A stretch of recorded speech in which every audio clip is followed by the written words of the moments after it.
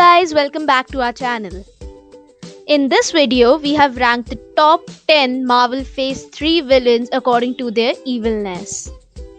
The MCU's Phase 3 started from Captain America: The Civil War in 2016 and ended with Spider-Man: Far From Home in 2019.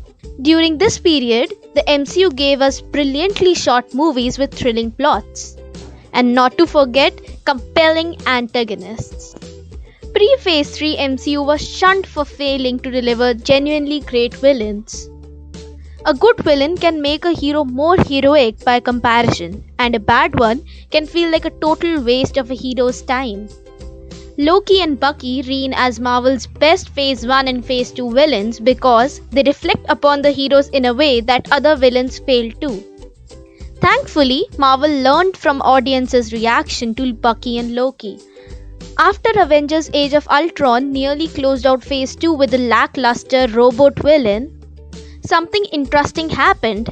Ant-Man arrived with Yellow Jacket as the villain and gave us a clever fight in little Cassie Lang's bedroom.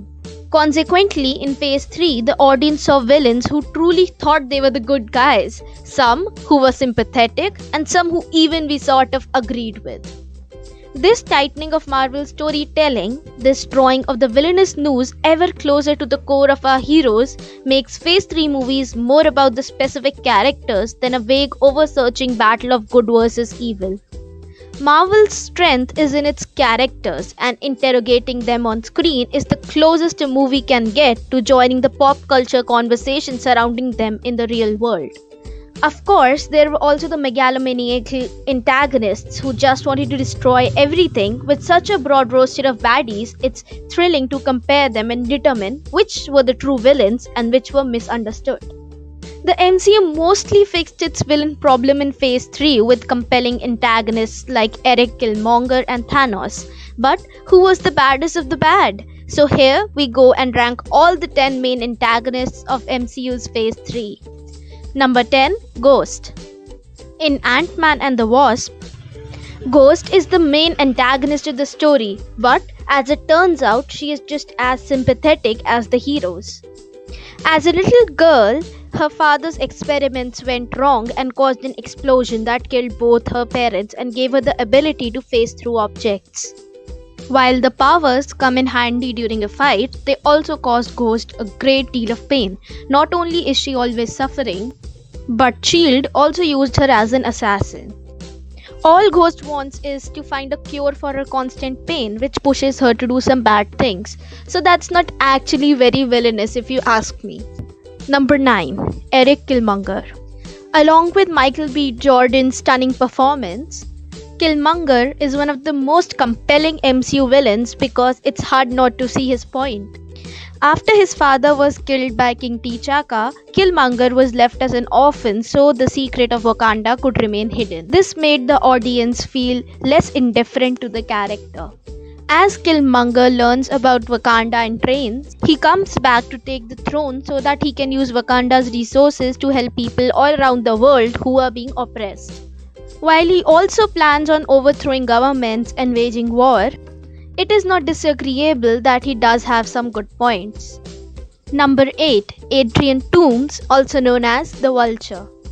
The Vulture is a Spider-Man villain, but he is yet another bad guy created by Tony Stark. Following the events of the Avengers, Adrian Toomes was hired to clean up the mess, only to be replaced with Stark's own damage control company. Fueled by his unfair treatment, Toomes used some of advanced Chitauri tech to become a master thief and arms dealer. While he is selling dangerous weapons to dangerous people, Toomes doesn't want to see people get hurt and really just wants to provide for his family. Number 7. Caecilius. Caecilius is not really a villain, but rather someone who was tricked into believing the wrong thing. He was the student of the Ancient One who discovered that she is drawing power from the Dark Dimension, something that is forbidden. He then switches allegiances and becomes a follower of Dormammu, the Lord of the Dark Dimension. Caecilius is under the impression that Dormammu is a savior and is willing to kill to serve him. But in the end, we feel a bit sorry for him for just backing the wrong horse. Number 6. Mysterio. Once again, Tony Stark's behavior directly resulted in the creation of another villain. Quentin Beck was the original creator of Stark's BARF technology, but was kicked off the project and fired for being too unhinged, or as I quote, unstable. Beck uses that technology and creates the persona of Mysterio in order to trick the world into accepting him as a hero. All in all, he is something of a trickster and an effective one at that. However, when his plan is threatened, he is willing to kill anyone, including young kids, to keep the truth from getting out. Now that's some evil stuff. Number 5. Zemo. Zemo is another tragic villain whose sad backstory led him down a dark path. Zemo lost his entire family in Sokovia during the events of Avengers Age of Ultron. He then set a plan in motion to tear apart the Avengers from within. While some of his plans are merely about exposing the truth, he also kills a lot of people to get to that final result. He bombs a United Nations meeting, killing T'Chaka, kills a doctor to take his identity, and executes the other super soldiers, all for his vengeance. Number 4. Yon-Rogg. When we first meet Yon-Rogg, he is a supportive Kree mentor to Captain Marvel. Eventually, as she learns more about her past as Carol Danvers, it becomes clear how vicious Yon-Rogg actually is. He was responsible for killing Mar-Vell and would have killed Carol as well. But since she absorbs the power of the Tesseract, he sees her as a weapon and captures her to brainwash her. He also plans to murder the Skrull refugees, including small children, because he sees them as inferior. Number 3. Thanos.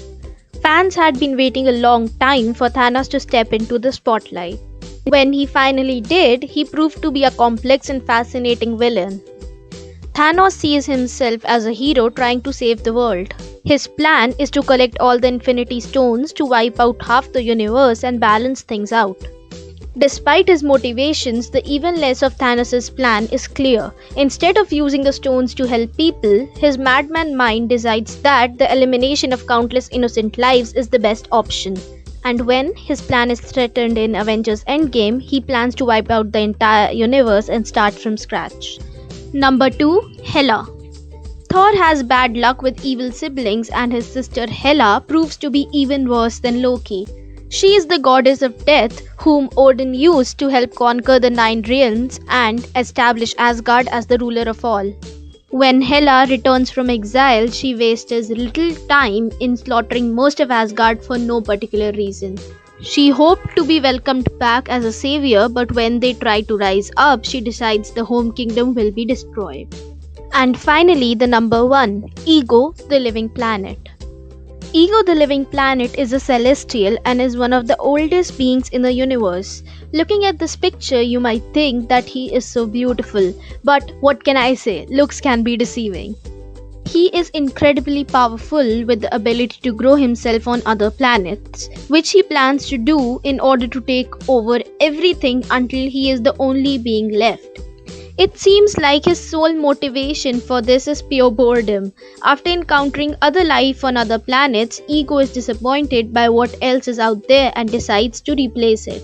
He also kills countless of his own children for failing him, and puts a tumor in Meredith Quill's head just so he won't be tempted to return to her.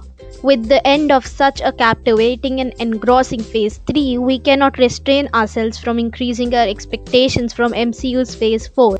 With movies and series like Black Widow, Eternals, Doctor Strange in the Multiverse of Madness, Thor Love and Thunder, WandaVision. With such interesting titles, Marvel has successfully managed to bring all eyes on itself. With Phase 4, our journey with MCU is going to become even more eventful, and that's what we exactly hope for. That's all for today, folks. Do share in the comment section below which antagonist do you think was the most evil in all the MCU's phases. Don't forget to like this video and subscribe to our channel, and to never miss an update from us, do press the bell icon. Thank you.